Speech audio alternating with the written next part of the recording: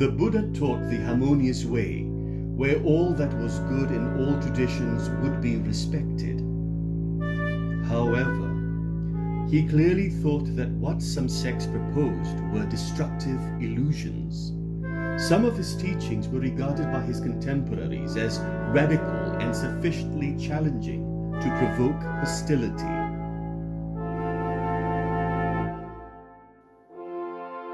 Although he was befriended and admired by the three most powerful political figures in his part of the world, he knew that in these courts there were political intrigues, betrayals, and murders.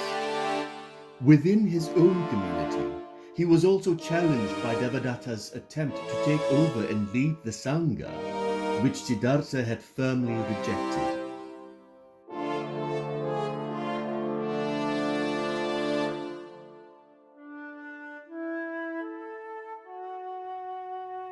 So now we come to the end of his life and the mystery surrounding his death.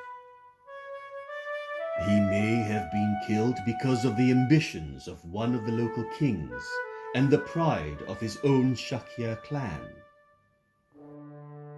Ironically, the Buddha probably owed the challenges of his last months and his eventual death to the same king who had previously helped him reach the heights of influence, King Pasanadi of Kosala, the monarch of the most powerful kingdom north of the Ganges.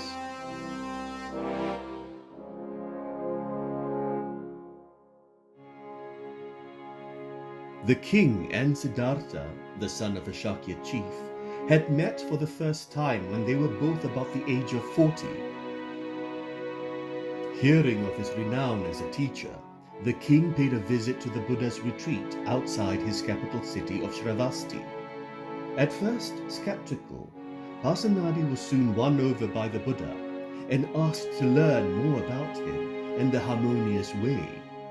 This was a key moment in Siddhartha's rise to fame. With Pasanadi's support, the Buddha's welcome in Shravasti was assured, and for the next 25 years he spent many rainy seasons here in a grove gifted to him by a rich admirer, and here he gave many of his teachings.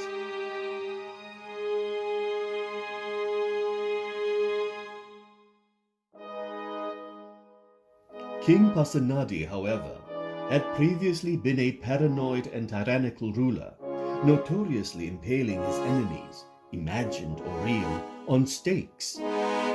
His friendship with the Buddha, which lasted for the next 25 years, seems to have had some mellowing effect on Pasanadi.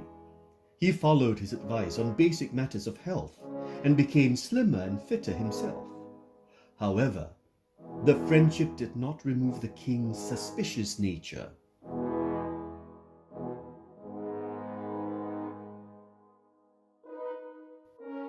Some 15 or more years after they first met, the king and Siddhartha turned from friends into relatives.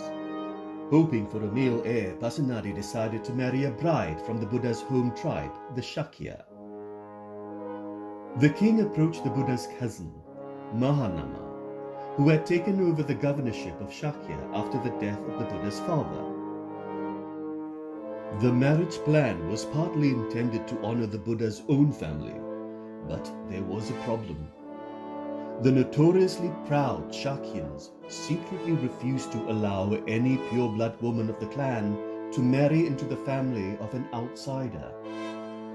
Thus, Mahanama deceptively sent to the king the illegitimate daughter of a slave woman, passing her off as a noblewoman.